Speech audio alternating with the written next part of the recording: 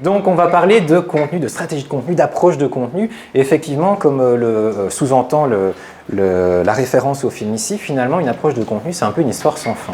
Donc on doit optimiser, se renouveler, etc. On va voir tout ça dans la présentation. Alors je tiens à dire tout de suite que tous les deux on se dédouane tout de suite du slide qui arrive. Donc qui va vous présenter ça aujourd'hui? Donc Alexandre qui va assurer la première partie en néerlandais, moi-même Nicolas qui vais ensuite enchaîner pour la partie en français de la présentation. Alors on va démarrer avec une première introduction qui va nous permettre vraiment de jeter les bases. Eh bien c'est la définition simplement du contenu en tant que tel. Et je passe la parole à Alexandre. Dank u Nico. Dus ja, zoals Nico het net zei, eerst en vooral een korte definitie van wat is eigenlijk content marketing. Dat zijn twee dingen. De eerste is eerst en vooral content creëren. Dat is vrij basis, maar je moet je content eerst creëren.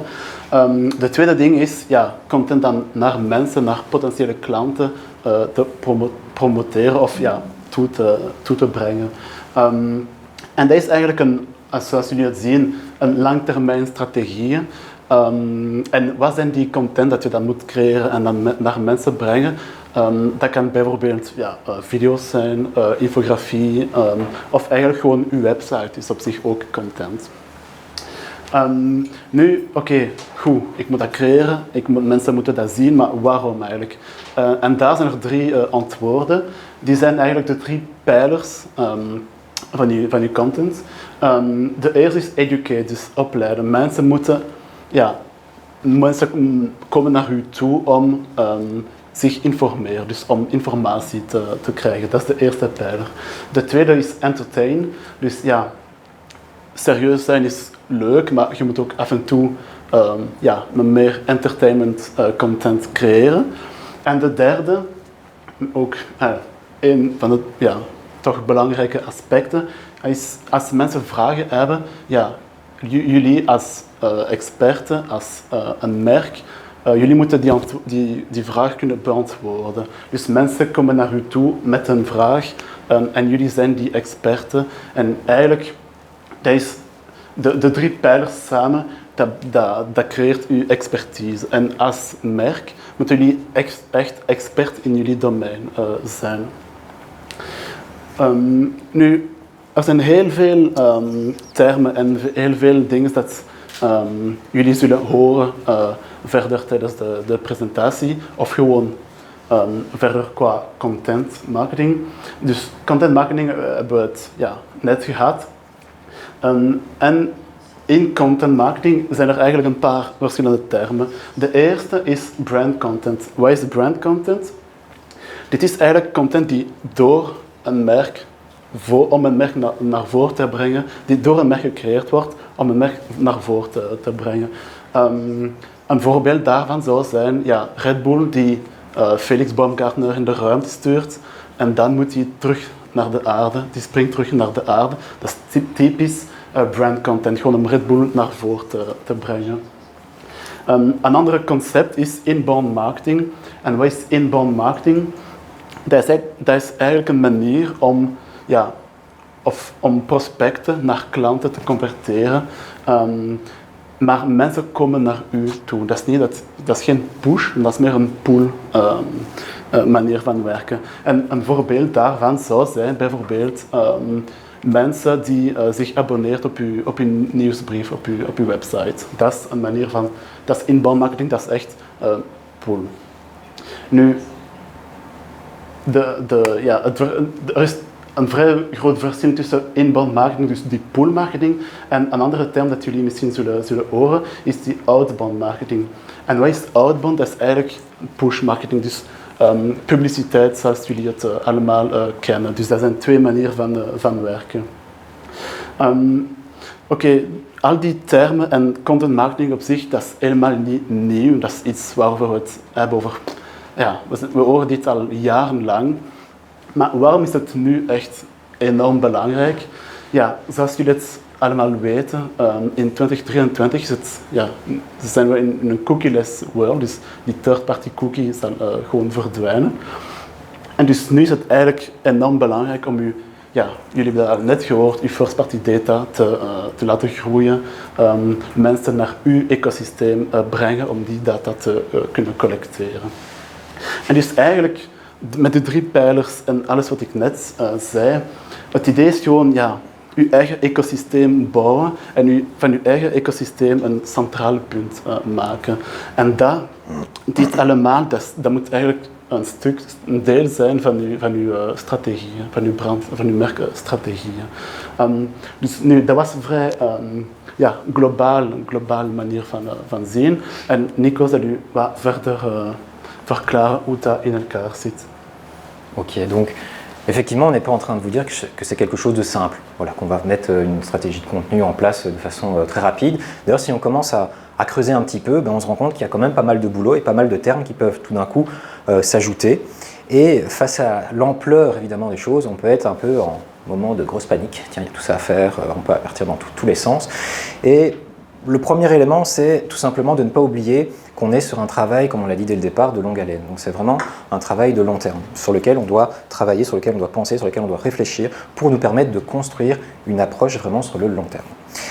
Donc aussi un des points qui est essentiel, c'est qu'il faut un peu oublier cette maladie du marketing, à savoir je veux tout de suite. Ça ne fonctionne pas avec les stratégies de contenu. On ne peut pas se dire, tiens, en fait, est-ce que tu peux me faire une stratégie de contenu?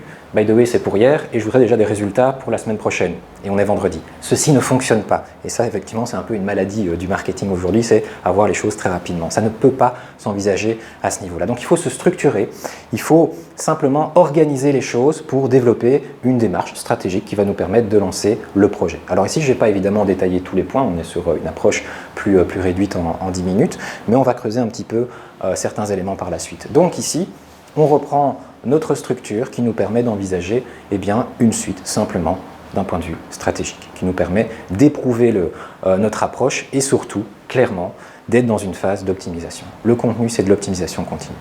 Je teste, je regarde ce qui se passe, j'adapte, je retravaille, je réutilise différents contenus, etc. etc. Perpétuel. Alors, ici, c'est un petit peu large, mais on va creuser un petit peu, on va voir un petit peu ce qu'on peut surtout détailler d'un point de vue contenu. Donc, quels sont les types de contenus qu'on peut retrouver et quelles structures on peut envisager. C'est ce que je vous propose ici. On a 3 grandes familles de contenus, à savoir des contenus de type découverte, des contenus de type évaluation et des contenus de type décision. Alors, qu'est-ce que c'est? Les contenus de type découverte, en fait, c'est un peu une forme de culture générale. Je vais aborder des sujets de façon large. Alors, je ne vais pas parler de la pluie et du beau temps, mais je vais rester évidemment dans mon environnement, par rapport à mon business évidemment, mais de façon un petit peu plus large. Ça me permet évidemment de capter l'attention. Je vais être en phase avec des consommateurs qui peut-être ne sont pas en train de rechercher spécifiquement une solution à un problème, mais j'apporte ici mon expertise de façon générale. Deuxième type de contenu, et on est vraiment dans la continuité, les contenus de type évaluation. Là, je vais donner beaucoup plus de détails, beaucoup plus d'explications. Donc ça va être typiquement des tutos, des livres blancs, des systèmes pour comparer mes avantages par rapport à ceux de la concurrence, etc. Donc je donne beaucoup plus de détails. Et enfin, des contenus de type décision. Là, c'est finalement le seul moment où on va aborder un discours commercial. Il n'y a qu'à partir de ce moment-là où je vais parler de prix, de mon avantage vraiment d'un point de vue prix par rapport à la concurrence, du fait qu'en ce moment, il y a une promotion intéressante. C'est seulement à ce moment-là que je peux le faire.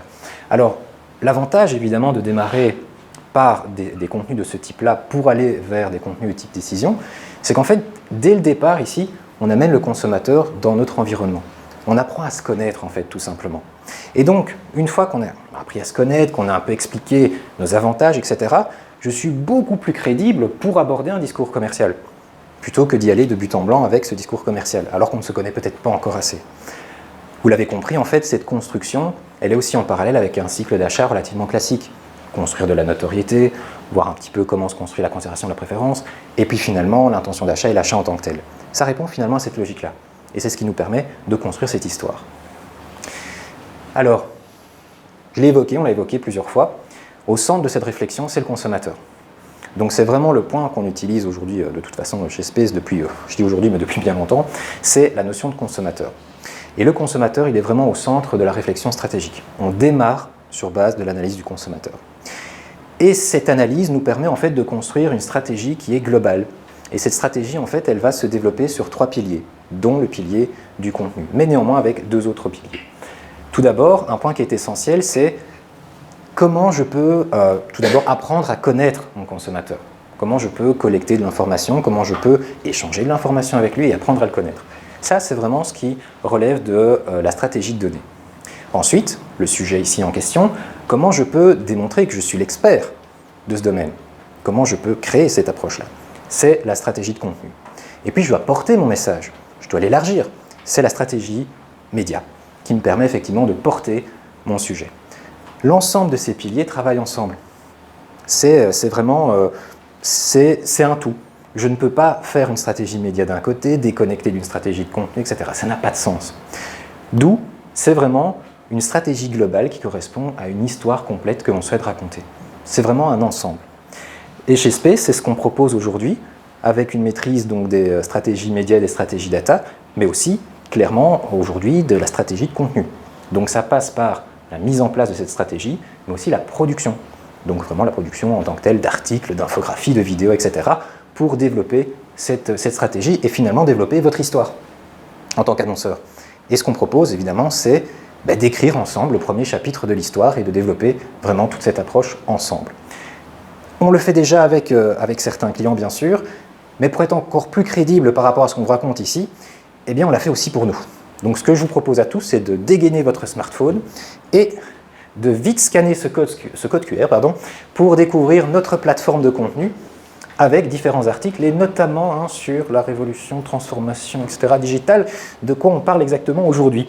Donc, je vous invite à découvrir cette plateforme. La présentation ici touche à sa fin et je vous propose donc de, si vous avez des questions, eh bien, allez-y, et sinon, on a encore l'occasion d'en discuter par la suite.